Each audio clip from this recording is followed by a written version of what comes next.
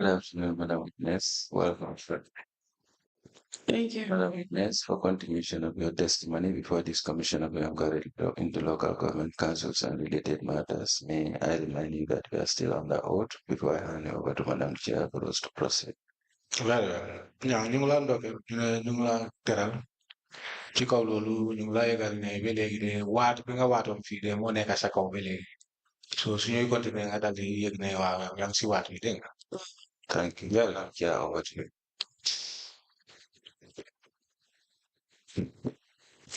You are welcome back. ñu ne Mrs. Nyang. ñu ngi la teral. Thank you. Thank you.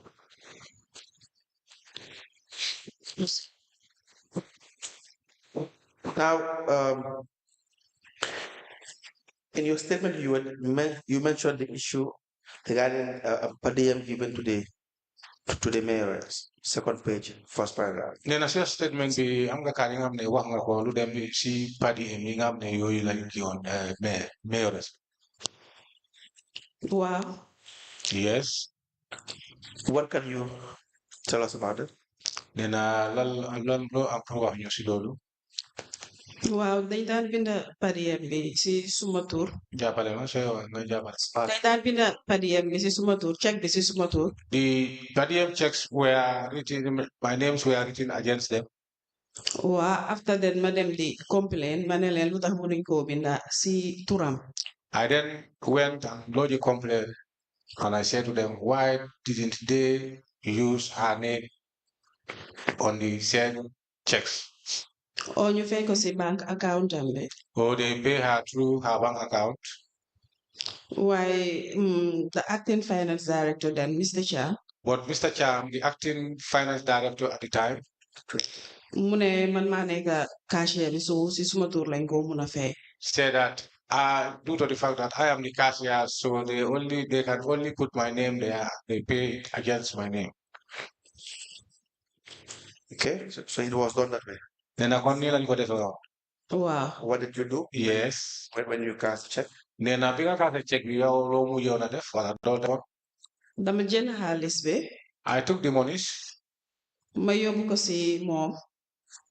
Mayor. I took the monies and I took the monies to her mayor, the mayoress. Ma gis jox ko xaalis bi. I gave her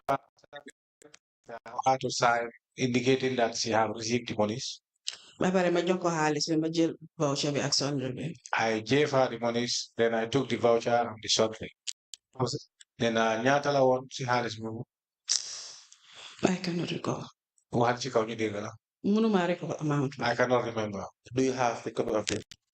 Nee na mbaa am nga voucher bi am nga copy am.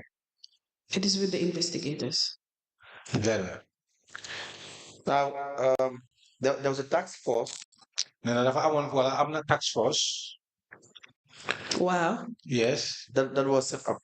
Bi nga xam ne da ngeen ko taxawal foofu. Wow. Yes. You do this every year in council. Nee na foog naa ne at bu nekk council da ngeen ko dee def. Wow. Yes. For revenue collection. Nee na pour revenue collection. Wow. Very well, yes. Now, I believe in 2021 or thereabout. Nee na 2021 wala bala 2021. Wow. We have the issues regarding suppression of funds. Nee na am na ay issue yoo xam ne wone nañ ne am na xaalis boo xam ne dafa màcce woon. Wow, dëgg la. Yes, that is true. Can you explain to us the issues surrounding? Nee na mbaa mun nga ñu leeral wala nga yëgal ñu naka la mbir mi demee woon. Wow. Yes. Please proceed. Mu ne mun nga door nga wàcc kaw ñu déggal la. Every end of year dañ dee am a task force for recovery. It happens every end of year. We do have a task force for recovery. Recovery moom mu ngi involve on Xarijatu Jàmba.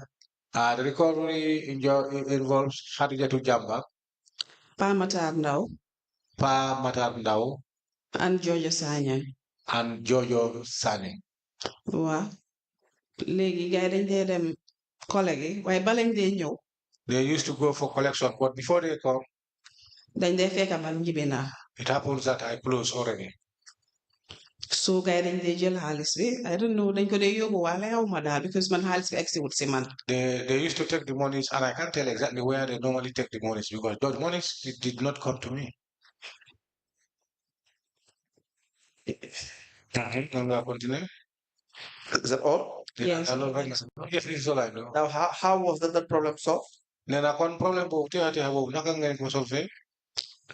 Dama toog benn dee la ñu oote meeting ñu oo ma ne ma kaay uyu mais gay nag fa am meeting. It happens that I was sitting, I received a call. He said to me that you can come and attend a meeting. We have a meeting here. léegi bu ma demee mais mu laaj ma ndax collectors yi dañ la jox seen xaalis. Upon my arrival, Mayor asked me whether the collectors have handed monies to me. ma ne ko ne déedéet doxuñ ma de. I then answered in a negative. I said no, I did not receive the monies. waaye Mr. Camara start na di fay jox na ma bu Hadijatu Jambang bi. But I said to him, Mr. Kamara started paying. He gave me that of Hadijatu Jambang. Waaw.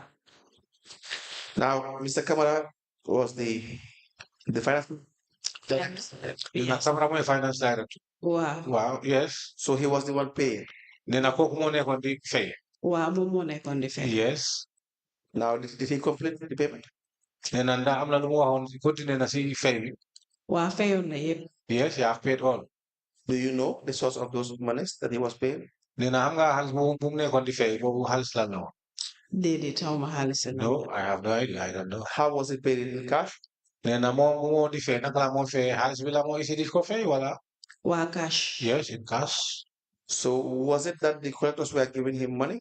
Nena ndax kon dafa mel ni wala collectors yi dañ ko di jox xaalis. Wóoruma nag de. I'm not sure. But then they came to you to request for receipts. Nena waaye ñëw nañ si yow di laajte receipt. Wow. Yes. What did they tell you when they came to you to? Nena bu ñëwee bu laajte receipt ñoom lan lañ la waxoon. Dañ ñëw ñu ne ma ana suñ receipt bi Hadijatu Jambang moo ñëw. Hadijatu Jambang came to me and asked me where are my receipts. And what did you reply? Loolu ko wax. Dama ko ne yow joxuloo ma xaalis pour ma laaj sa receipt. I replied by saying that you never gave me money, so which receipt are you asking for? And did she reply that? Nena bi nga ko waxee loolu da am na lu mu la tontu.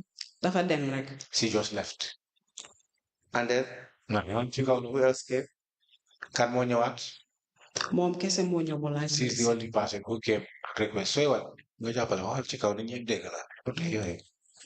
Now the last issue is the issue of the 2020 audit report highlighting a cash shortage of $217,480 bottles. Do you recall this? Nena ma fàttaliku nga lii ne am na audit report yi nga xam ne wax nañ am na xaalis bu manqué. 217,000. $217,488. $488.66 bottles. Nena mbaa yëg nga lii. Surplus la, isn't it a surplus? It was a surplus. Is it marked as a surplus or as a cash shortage? Nena Surplus. pour nga leeral ko ndax surplus la wala shortage. Now, you took over from Ablai Seka. Nena yow yaa replace woon Ablaye Seck. Yes. That was in 2018? Nena li kañ la woon 2018. Wow. Yes. Right. We will call you subsequently another day to shed more light on this. Nena nañ la bàyyi ba beneen bis boobu moom nañ la owaat pour ñu mën a leeral mbir mi. Okay. We have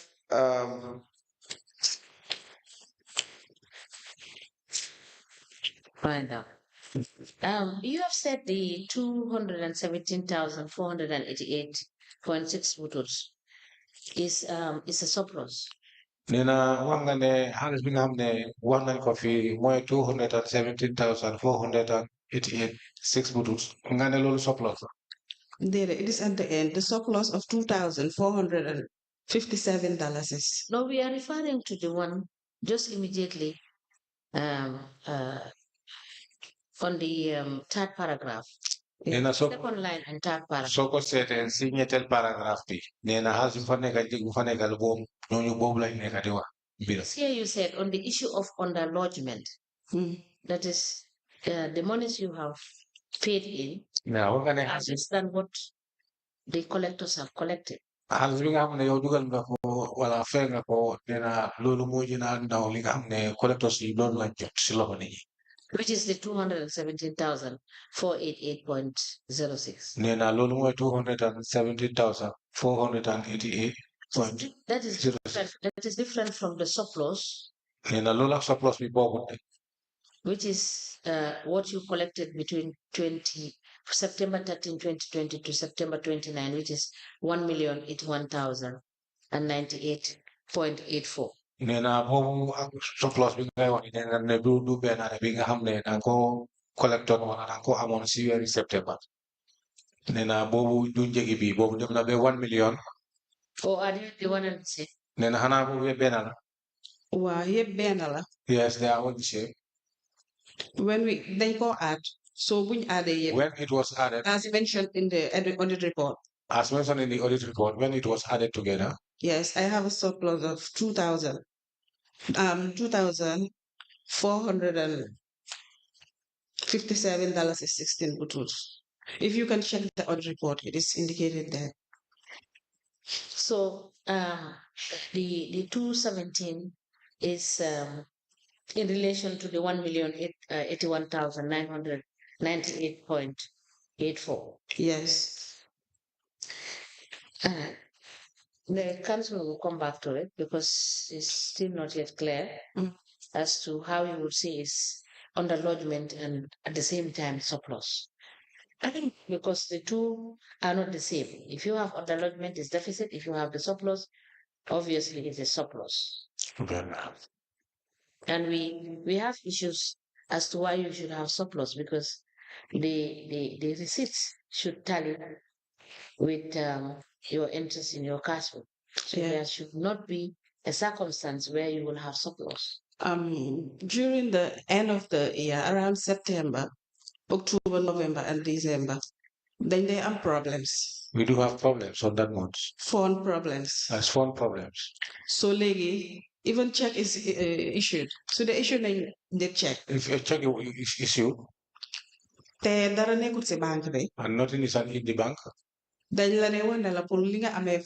Cash. Yeah, they'll tell you that the cash that you are having there. Deposit withdraw. You go and deposit that so that that individual can be able to make withdrawals. So how would that amount to the surplus that you have?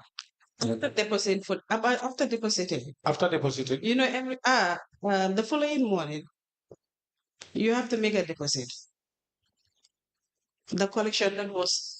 I don't seem to understand. Yeah. You know, when you have a collection for a day. Do you want to opt to speak in English? Sorry, you want to continue? So I mean a collection. If you have a collection for the day. For the day. The following morning. The following morning. You have to go and make banking. So banking You do bank that one already. You have another problem. And we have another problem. Check can issue out. While the check was issued already.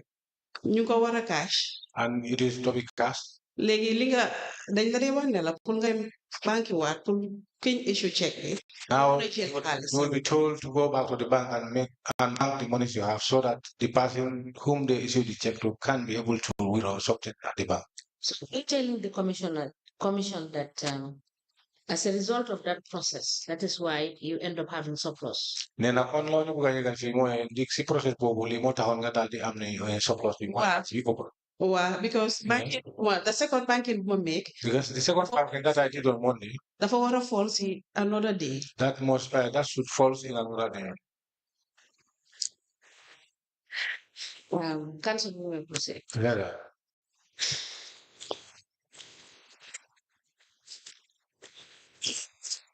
You know, Hadijatu Jamba. Then I'm going to Hadijatu Jamba. Wow. Yes, do. There was an issue in relation to a check that was given to you, $100,000 and a cash payment of $35,000. Do you recall this? Nena, I'm not issuing the check $100,000. Wow. Maybe and a cash payment of $35,000. Has been having a mom has like $35,000. Wow. Yes. Now, when you received money, what did you do with it? Then I receive a Halis low defon Halis. Harijatu dafa ñëw mu jox ma check Harjatu came and gave me a check of 100,000. of 100,000, Léegi man ma draw check bi. and there I draw the check already. Mu dem mu ñëwaat.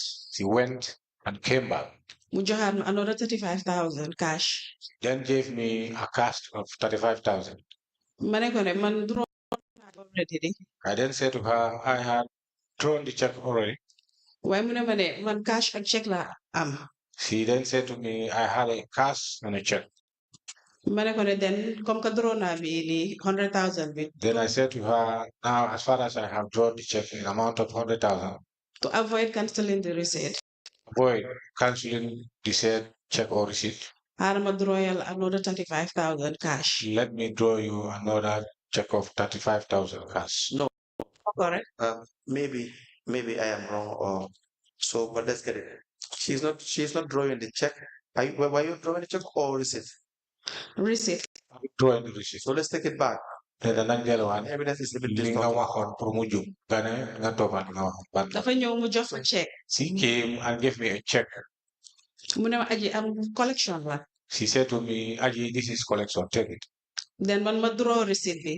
There I draw a receipt Of 100,000. of 100,000. Léegi mu dem lu yàgga. She then left for a while. Mu ñëwaat mu jox ma 35,000 cash. She came back and handed over 35,000 cash to me. Ma ne ko ne man bindal naa la already 100,000. I said to her, what I have receipted you already 100,000. Mu ne ma 135 la am 135. She then said to me, I had 135. Léegi to avoid cancelling the check. Then to avoid cancelling the check, Ma ne ko ne kon xaaral ma bindal la another 35,000.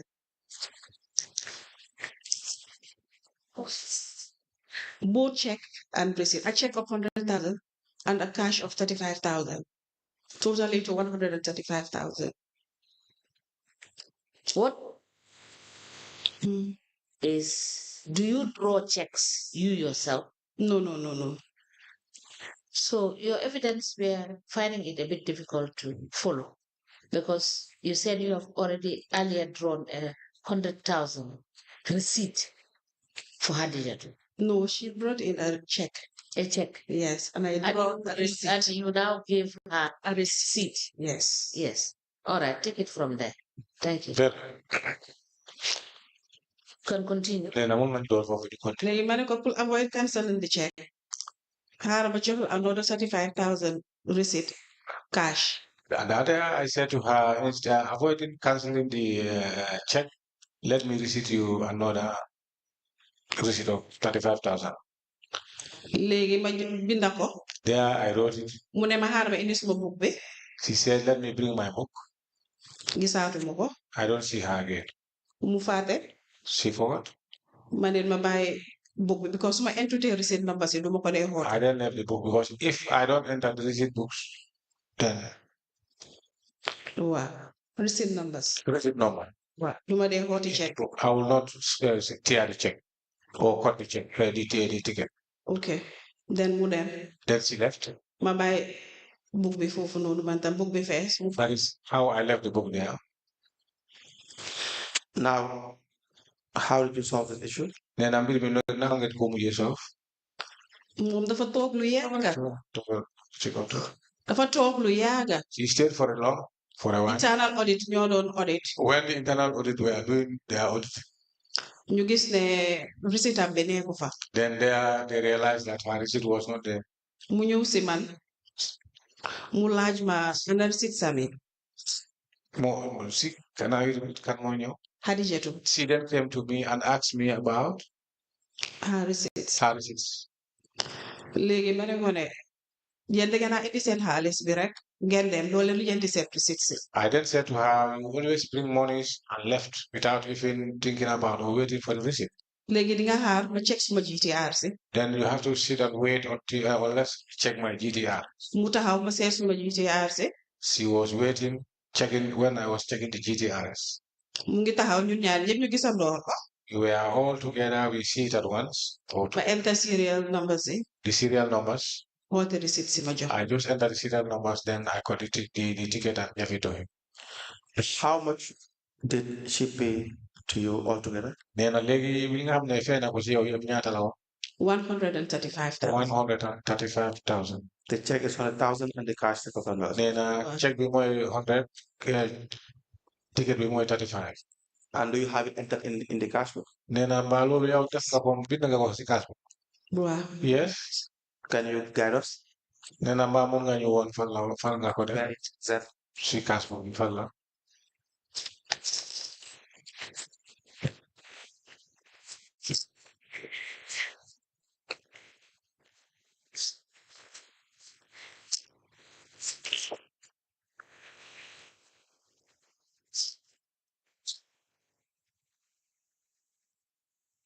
What document is that? Hmm? What document are you reading? nee na ban façon kayit nga nekk di seet bi The daily roll. waxal ci kaw ban kayit nga amee nii di seet Daily roll. daily Same as roll. cash. di daily roll No, we can give you the cash so you can look into it. Wow. mun nañ la jox cash book bi sax nga seet No, 2021 cash book never fa. it's not within in 2021 cash book it's not there Why my expect bank deposit Where's the- slips here? Listen, yaa ngi amee bank deposit slips. I have the bank deposit slips Where's the 2021 cash book? nee na ana 2021 cash book 2021 daily roll be regular use using cash. 2021 only the daily roll we were using not a cash book Why there was a cash book in nee 2021? na lu taxoon mu leen cash book 2021 Déedéet amuñu woon. waxal ci kaw ñu dégg la Ma ne déedéet amuñu woon. we didn't have any at the time You were not given the cash book in 2021. nee na 2021 joxuñu la cash book Déedéet. no We can verify that. Let me see the daily roll you have. nee na nañ seet roll ñu nga amee daily roll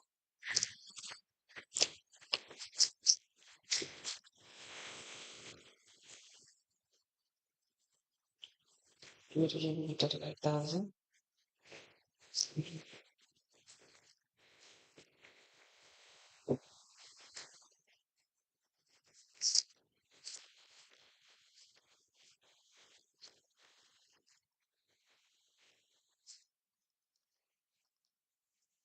Let's check and see.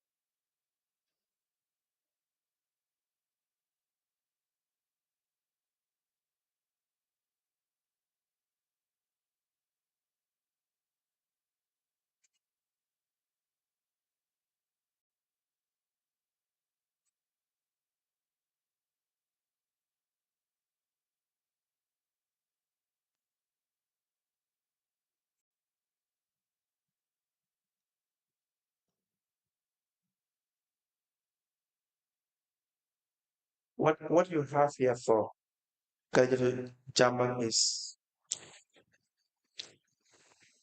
nee na li nga amee fale si pour Karjatu Jamba mooy $170,000 is total. 170,000 70. 170,000 soo ko boolee Is that what the one you are referring to? nee na nga boobu nga nekk di wax Cash fee is 35,000. waxal ci kaw Cash fee is 35,000. the cash is 35,000 That EcoBank check is the 100,000. that is the EcoBank check equivalent to or the amount there is 100,000 Yes, but I see what appears to be a total of 170, or is that not the case? nee na gis naa de soo ko kii rek def na be moom lu mu gis mooy 170,000 naam daa Maybe not as well, but I will show it to you. nee na waaj naa la ko woon pour yow tam nga rek nga gis ko But the EcoBank deposit, nee na EcoBank deposit how much did it deposit altogether? nga boobu ñaata la woon 100,000. 100,000 How about the relative to $5,000? nee na beneen 35,000 Lol is on the cash slip. is on the cash bill The cash. cash Okay. The check is banked separately. So when you are going to deposit the cash, it will be the total of $266,000. Of all the collections you have done. Yes. Yes, that's correct. What is correct? She said yes, that's correct. I'm just telling you what she said. Yeah, but for the records, I need to have exactly what I say to the witness. Sometimes the witness may want to answer She do. without listening to you. To me, that's it. That's what I want. So it is good. Yeah, sometimes the witness will answer without listening to you. It's important for the records that the witness listens to you. Very good. So we take it back. Come on, Laura. You're gonna. Sure, pass. Material now. Not the Ghana. I want you not to get why you jump up. Very well. Yes. Thank you, Mr. Buja. Now, what I said earlier, Now, look more on way. the role you have presented. Then a role become a daily role because of a leg in a cohort.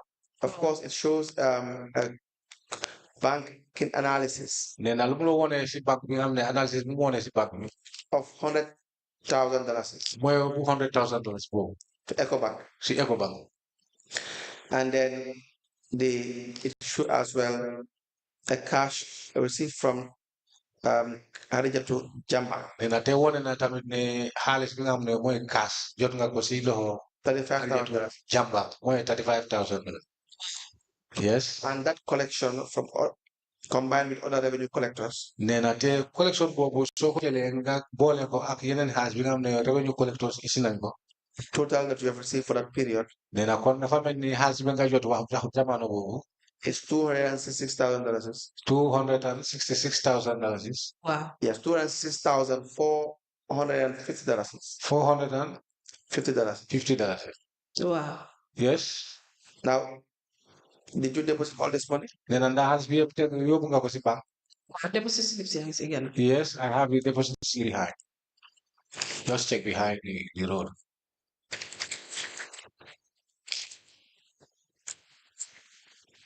All the steps.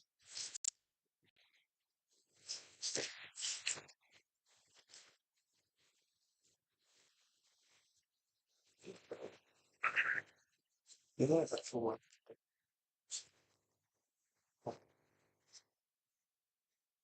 One. Two, one. That's about to take it. Okay. 6.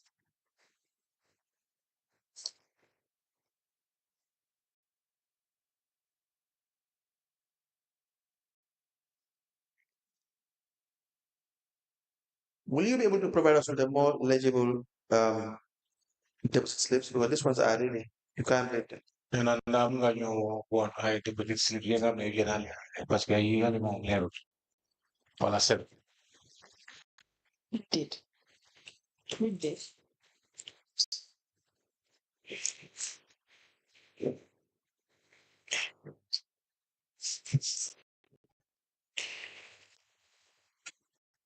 Of September 2020. 16th of September 2020.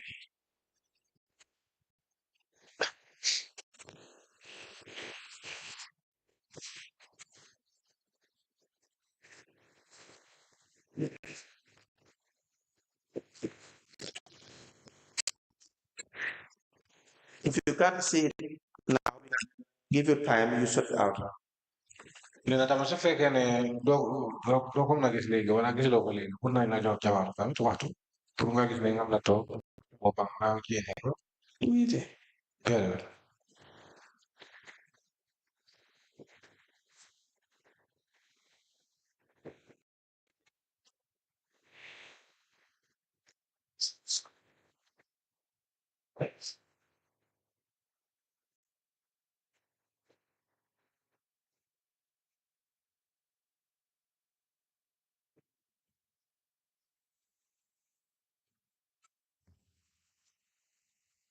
Okay.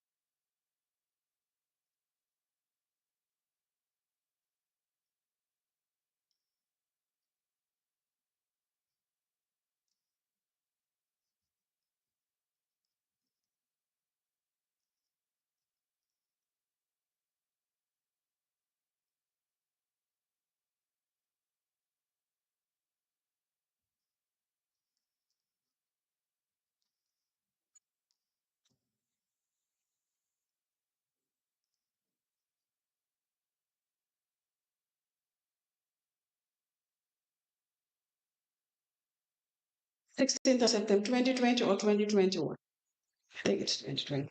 It's in 2020. 2020. But it's better we give you time. You check the slips if you can't see them now. Then I need lang mobile. So fake na use log on yung jamano work to ngam na set. Yeah, I will return this slip so that you can. Okay. It's 2020. Then ara modelo la is ngam na set.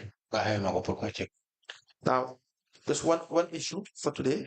Na legi benam bin orders for take. Is probably two issues. There was a particular collection done by Fatu Juve. Then dafa amon collection bi nga xam ne Fatou Diouf moo ko def. Do we leave that issue for now, or will you be able to see the deposit slips quickly? Okay. Nee na léegi nañ bàyyi moom bi wala nga ko gis léegi bi deposit slip si. Mrs. Nyang, please Yes. speak into the mic. Okay. If you Sorry. make sounds, the record we will not have your Right, response to these sorry. questions. Thank you. Very well. Do you need time to look for the pay-in slips? Nee na da nga bëgg ñu jox la waxtu pour nga mën a seeti paid slip si. Yes. The yes has to also be in the microphone. Yes.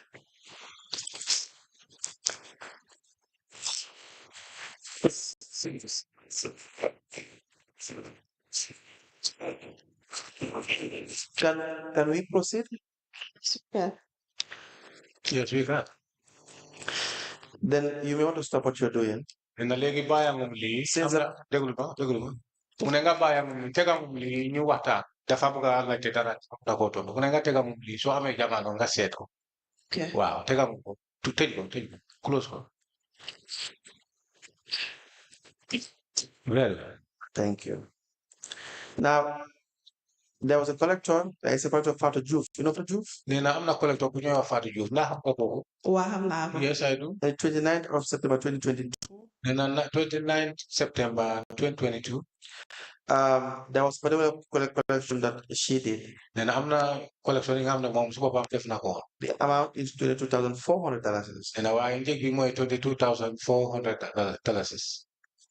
And the amount that was deposited appeared to be $100. $100. Nee na waaye soo seetee lu fa binda wala loo xam ne mun naa wax ne loolu la dugal mooy $100. Was this paid to you? Nee na ndax si yow la ko fayoon wala. Déedéet nekkul si man. No, not to me. How many cashiers do you have? Nee na ñaata kaasa ngeen amoon moom. 2. 2. Who is the main cashier? Nee na kan mooy kaasa bu mag bi. I am the main guy. I am the main. Okay. Well, the audit report states Nee na waaye audit report moom lu mu wax mooy.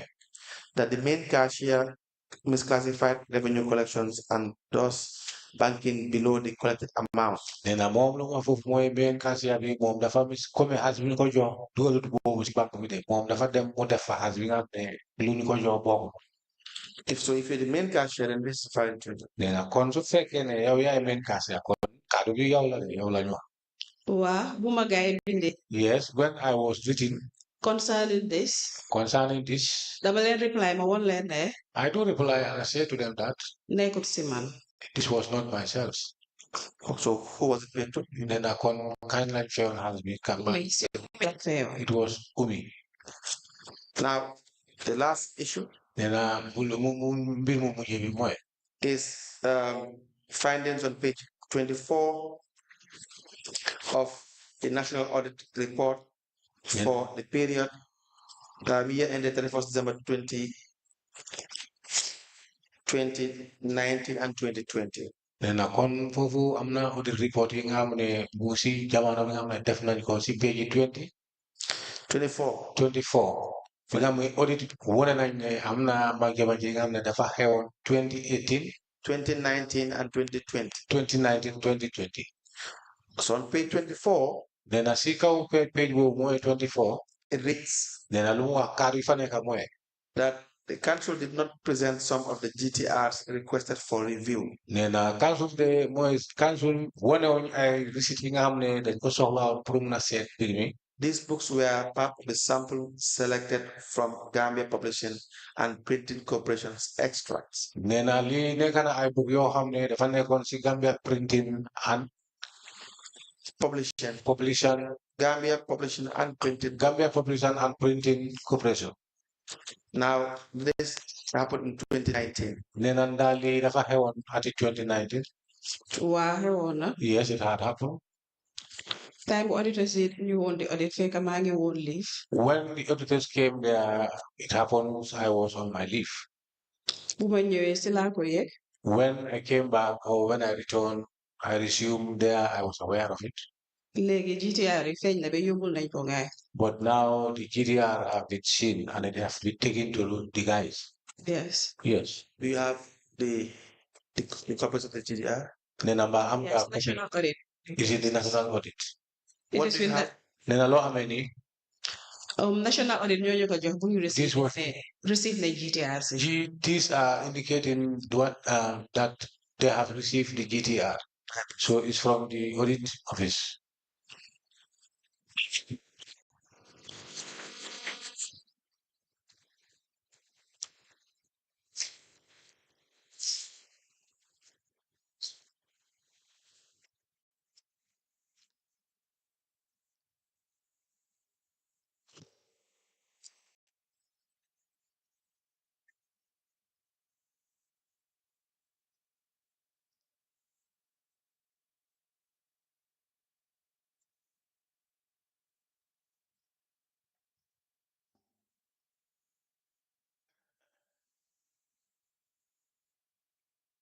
This is a letter addressed to the Auditor General. And a letter we can copy the address for the Auditor General. By the Council. By City Council. Not the Auditor General confirming. Did they confirm this? Sign for Ture. There is Lalo Ture, initial signature there. Do you have these GTRs in your cash book? Then a GTR is cash book. Wow. Yes. Okay. And also in the daily roll. And in the daily roll. Thank you very much for that. Questions? Yes, Madam Yang, why is it that in 2021 you were not issued a cash book? Nena lan mo taxone comme ni ko waxe yow 2021 amewulo cash book nena lan mo taxone yow amewulo wala jow na cash book. The audit guy be lañ doon use daily rule bi ni lañ nekkoon di use. These are what we were using, the daily rule. External auditors is as you mom la guy there. Even the external auditors, whenever they came there, this is what they normally use. Can I see what you are referring to as a daily rule? Nena mun na ko gis li nga nekk wax fi ne loolu mooy daily rule. Bi mo xari jottu jam bi tamit dé.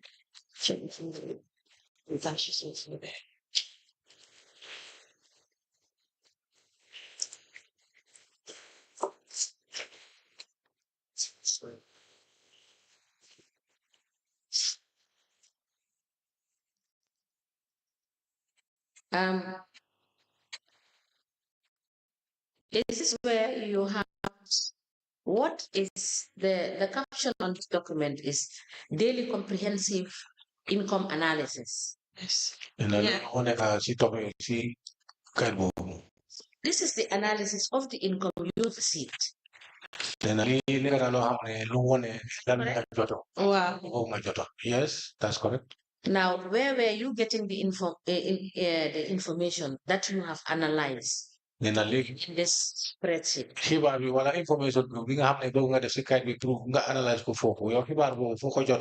Because this is not showing because the revenues you are receiving cashier from the collectors. The GTR with mom lañ day jël. You use the GT, they took the GTR from me. Post. Yes, GTR numbers are here. The GTR numbers are here already. Yeah. Mm-hmm. Yes. And then? The particulars, the name of the one who paid. The particulars of the pay or the payer. what the details is, what he or she paid. And the amount, the amount and the business. Yes. Yes, and the amount. And the amount.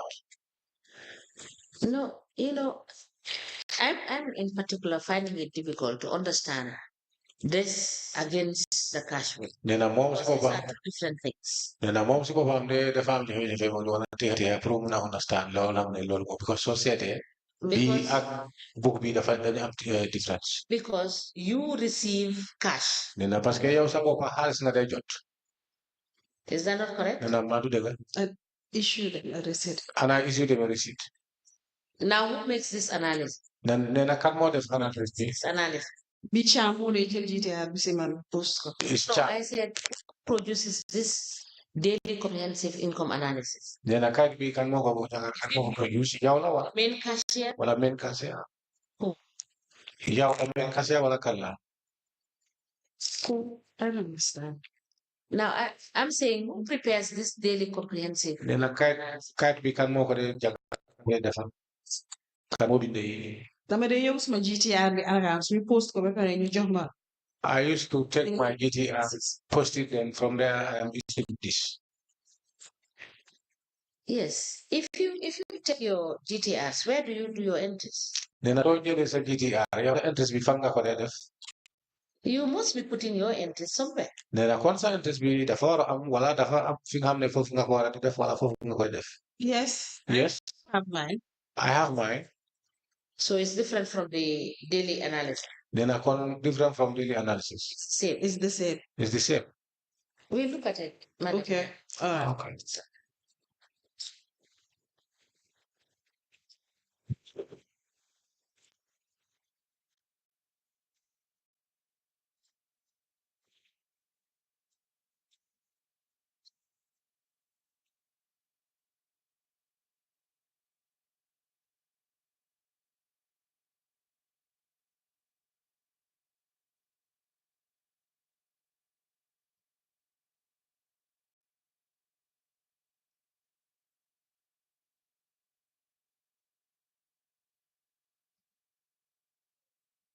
Yeah. Now, Let's provide us with your role at the daily comprehensive income analysis for whole of 2021. Provide ko sa role bi ak daily analysis for 2021. It is in the flash drive that I gave. Is it in the flash drive?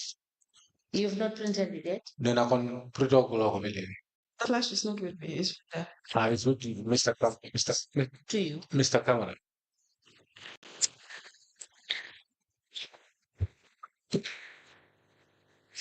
flash.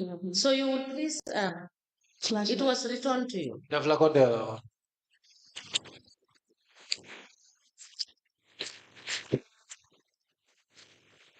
Okay. Yes, that is true. I got it right. So when we rise, And as you right says, the IT section, then I'm gonna say IT. the daily rule and this income analysis. Okay. All right. Okay. Print for your analysis. Is it time? Cancel. It is time.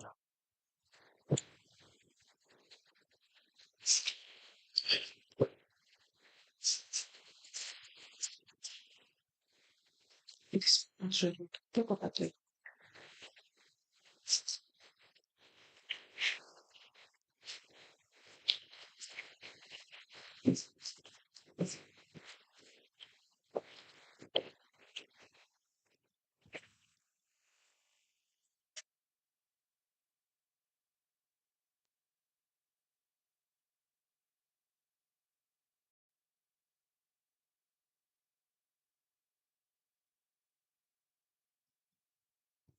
So cancel. Are we seeing her on Monday? Tell her when to come back. She will have to print the content flash drive for the role and then identify the necessary documents that we could not read. Oh. Because they were not letting you come. Madam Yan, thank you so much for coming. and we will call you back. All right, thank you. Thank you. We may rise.